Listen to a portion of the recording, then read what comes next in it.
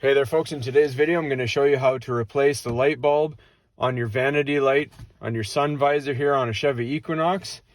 So first thing you're going to do is take a flat edge screwdriver and just slide it under your plastic here, pop it up,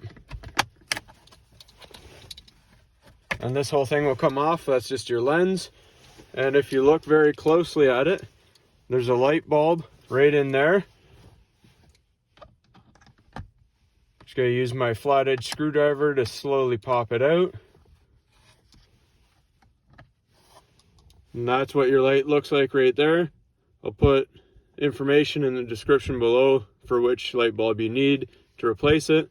When you get your new light bulb, put it in the same way.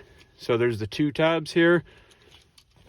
They match up with your two metal pieces.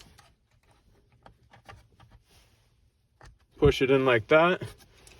Before you put your lens back on, give it a test, make sure it works. Then take your lens, line it up the same way that you took it off, click it into place, and that's all there is to it, folks. Hopefully you found this helpful, and as always, please like and subscribe.